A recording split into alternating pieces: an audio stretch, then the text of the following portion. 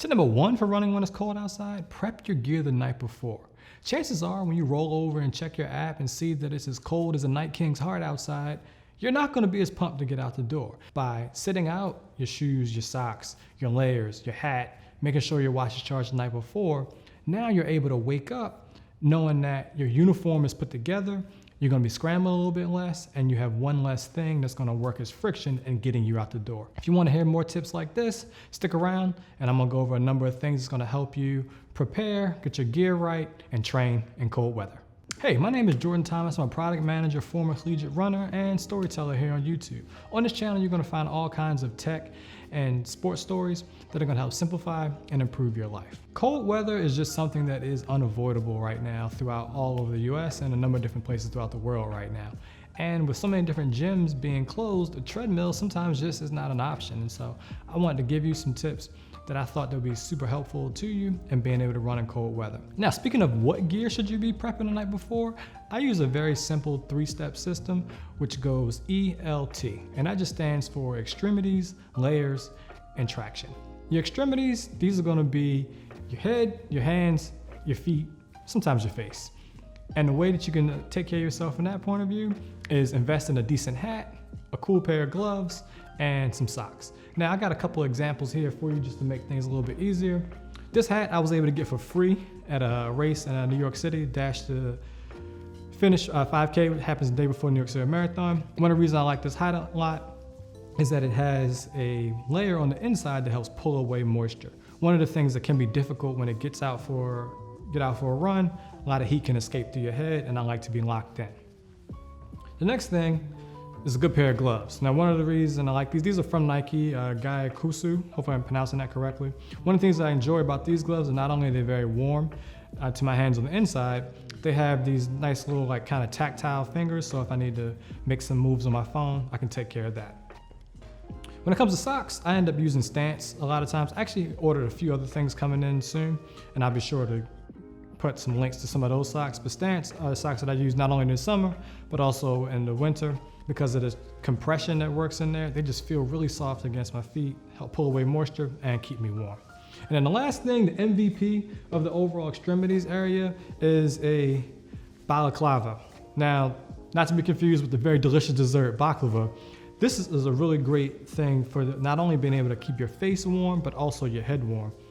A lot of times when you're getting out for a cold run, you can start to develop some kind of like tightness in the chest, which kind of creates that irritation. Well, if you can be breathing in your own air that's a little bit warmer, you're gonna get less of that irritation. So keep that in mind.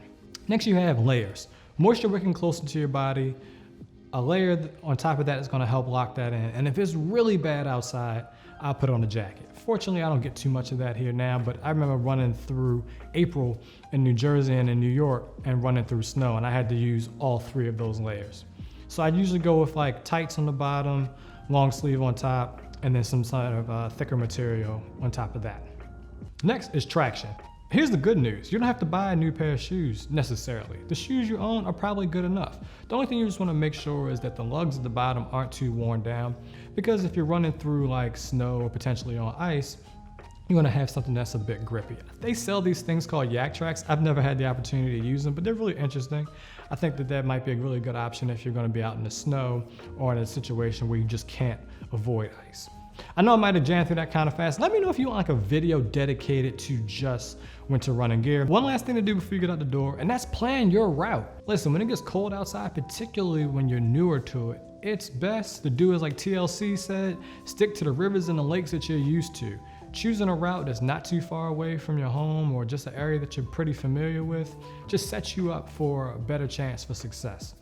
I like to use loops. I'm a former track guy, so that's natural to me. But also, the other nice thing about using like a half-mile loop or a 1-mile loop is I don't get too far away from the start, so that in case I get into trouble, the wind's really bad, I'm just not feeling that day, I can get back to the house safely. So even if you decide, you want to try a point-to-point run, my best advice there is that by knowing what you're out to do and what you're trying to accomplish over that period of time, you have one less thing working against you, and this is all about doing things that are gonna help you be successful. Next, allow your body a chance to warm up. One of the things that Coach Bennett tells me all the time, at least I feel like he's talking to me directly, but he talks to all of us through the Nike Run Club app, is to be a smart runner. And being a smart runner starts with allowing your body an opportunity to warm up. So don't start off too fast, especially when it's colder. Our bodies aren't necessarily as elastic as they could be, particularly when it's cold outside. So I use those first few minutes, I might walk a little bit, then I'm shuffling, and then I'll find myself in just whatever pace feels natural. One other quick tip, run with the wind in your face at the beginning. Look, those first few minutes are already gonna be difficult enough, but it'd be far better to start a run with the wind in your face, deal with that little difficulty, and know that your body is warming up. And that way, when you're on the return, you're gonna get kind of like a power up. Adjust your expectations to be more about effort and time rather than pace and speed. That one little piece right there might have just saved a number of you and feeling like you can't get outside for a cold weather run. So now when it comes to daily training, very simple, timed runs 20 to 60 minutes, whatever pace my body allows. I don't really care about heart rate. I don't care about how fast I'm going. I'm just trying to make sure that at the end of a run, I've hit my overall time goal. Now, I'm a speed guy, so I do speed all year round. I just adjust what it is that I do.